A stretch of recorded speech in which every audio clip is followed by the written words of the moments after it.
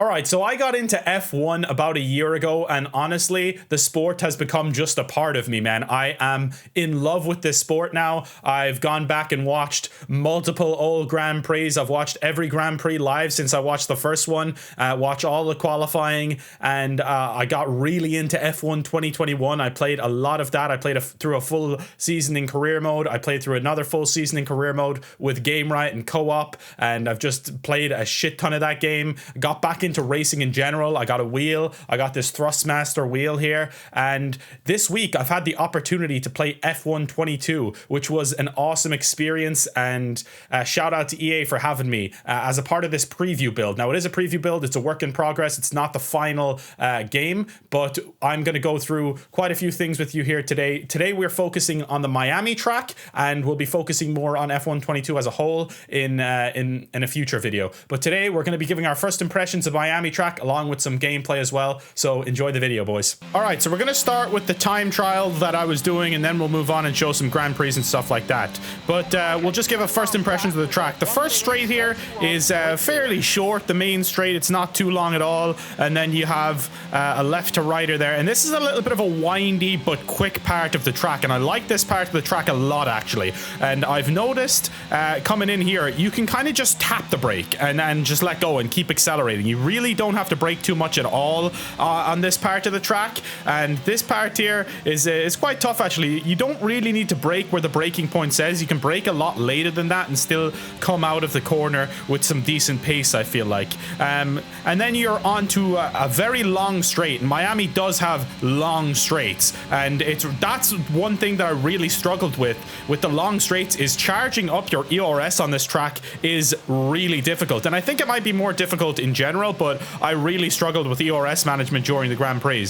Now, this is the toughest part of the track here to me. So you got a right to left or a right to left or up the hill, and then you go straight back to the right and back to the left again. And this corner specifically, I really struggle to gain pace coming out of that one. I don't know if it's the same for everyone else or if it's just a me thing, but I very much struggle compared to the AI on that corner in particular. And then you have another really long straight down here, and this is the prime place for overtaking, really, is this straight here as you round the final corner pretty much. And it's a pretty short lap, but overall this was my best lap. I didn't try too many, in fairness, so we got up to 63rd on the leaderboard. I think there was maybe 130 people or something that were in this thing, from what I saw on that leaderboard anyway. 130, 140 people, but overall very enjoyable time trials. I was using the Red Bull car, of course, as I feel like Red Bull and Ferrari are pretty neck and neck as the best cars in this game, from what I've seen so far, although Mercedes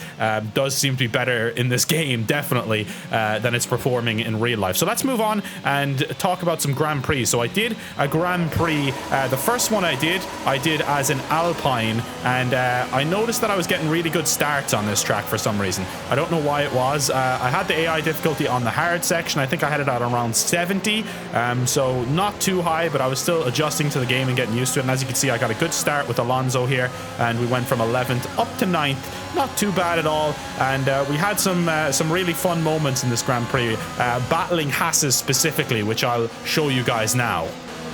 Russell and Verstappen just behind us. This is going to be a little bit nervy here. We know Max is going to attack, and Max does attack! And Max has taken me out of the race completely.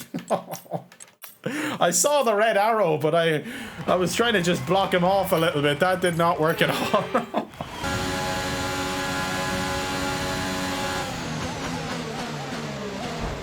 Get out of here, Kev! Get out of here, Kev! God, that was dangerous there, but we got him. We got our first overtake in F1 22. Not including the race start, that is. Kevin Magnussen's coming right at me, look at this! Oh, I'm a sitting duck! Sonoda, too! Oh no, this is bad. Okay. Oh, that was a lovely exit!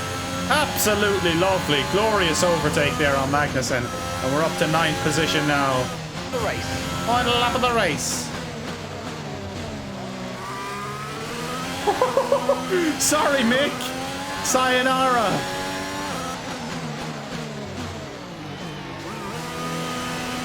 Fuck. I tried the last late break. Magnussen! We're going to be racing to the line. Mick got me. Perez won. Okay, pick up rubber. That was fun. That was fun.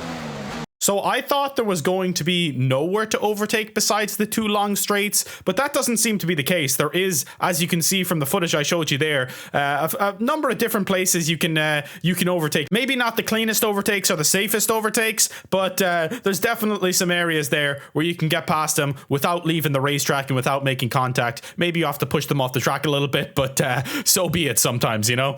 So that was a short Grand Prix I did with Alpine. Next up, I did a medium length one with Red Bull where there would be a pit stop, and as you can see the track there looking glorious, but I'll show you guys some of the Grand Prix I did here with Max, and we'll have a look at the pit stop and stuff like that. So yeah, formation laps are back as well, which is really cool. And once you get to where you're supposed to be, once you go around the full track and get to your position, it gives you a prompt to get in there. I stopped on the wrong one because I'm an idiot, and then you kind of drive up, and there it gives you a purple tick, and you wait for everyone to get into their positions, and then it just seamlessly transitions into the lights out and away we go, which I think is really nice. And here was a first look at the pit stop as well. This was my first ever pit stop in F1 22. So you have to like have the optimal timing. Optimal, let's go. That was beautiful. Okay, so we got a 2.7 second pit stop. We got the optimal turn-in time. But yeah, the biggest thing I struggled on here on Miami, as you can see, I'm on 8% overtake, is regaining my battery. And the reason I struggle so much is because the straights are so long. Like, I just couldn't bring myself to recharge the battery. Even when I had DRS, I wasn't really gaining too much because my battery was drained. And this was something that affected me in multiple Grand Prix. It wasn't just this one or anything. I really struggled with ERS management, and that's something I'm going to have to learn. It's definitely different to F1 2021. It was an okay P2 with Max there at Miami. I do enjoy this track, I have to say. And again, the starts here are super successful for me. I had to rep my boy Carlos Sainz and try a Grand Prix in a Ferrari, of course, you know. But yeah, this is kind of an example of the Mercedes having really decent pace. As you see, I'm really struggling to catch George Russell in the Mercedes here, and he's battling wheel to wheel with Charles Leclerc as Russell started on pole. So that's an example. The Mercedes is no joke in this game as of now, but of course that's subject to change before the full release on July 1st. So this is an example of another position here where I find you can overtake quite nicely if you go round the outside there. And we went round the outside of George Russell nicely and overtook him there and started to hunt down our teammate Charles Leclerc. Hopefully Carlos Sainz can get his maiden win in real life very soon, because he deserves it, man. He's had some bad luck this season already. I'd love to see Sainz get a win soon. As I was talking about Carlos Sainz's maiden win, this isn't how I'd like it to happen, because this is how I got the maiden win. We made contact with Charles Leclerc. I just took Leclerc out. Oops, that one was completely on me. I feel like I deserve a penalty for that, but and the two Red Bulls get a 2-3 behind me as Carlos Sainz wins. Not exactly how you'd like it to go. So the last and most recent race that I did was a short Grand Prix around the Miami track with Mick Schumacher in the rain. I didn't know it was going to be raining, but pretty awesome that it is. All that water will be falling down on the fake marina. Maybe it'll actually fill it up, eh? Wheel to wheel with Fernando Alonso. There's not going to be DRS on, surely. Oh, he almost closes the gap, but I go ahead of Alonso into 11. How long can we stay ahead of him? No, this is crazy. Can't stay ahead of him, or can we get ahead of him around the corner there? We do. I don't know what it is about this straight. Oh Jesus, we so nearly made contact with Alonso. I honestly have no idea how we avoided that. We didn't actually, so we did make contact with him. Alright guys, so that's basically my first impressions and my gameplay of the Miami track in F1 22. Sorry if it's feels a little bit strung together. I haven't really done too much of this style content, but I definitely hope to do more going forward.